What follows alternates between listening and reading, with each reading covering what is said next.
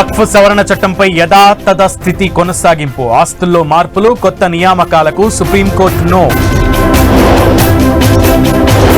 కాంగ్రెస్ ప్రభుత్వాన్ని మేము కాదు ప్రజలే కూలగొడతారు, కొత్త ప్రభాకర్ చెప్పింది అక్షర సత్యమన్న కేటీఆర్. భూభారతి చట్టం దేశానికే రోల్ మోడల్, ధరణితో పేదలను అణిచివేశారన్న పొంగులేటి. మే 2న ఏపీకి ప్రధాని మోదీ, అమరావతి పనుల పునఃప్రారంభానికి శంకుస్థాపన.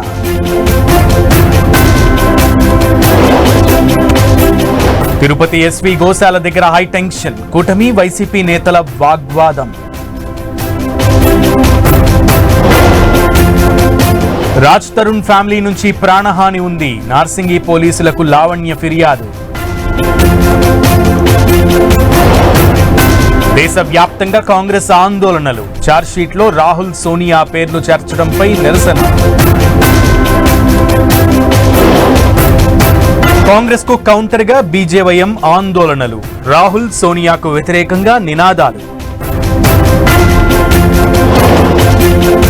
కొత్తగా ఏమీ లేదు, అడిగిన ప్రశ్నలే మళ్లీ అడిగిండ్రు, 3వ రోజు ముగిసిన రాబర్ట్ వాద్రా ఈడీ విచారణ.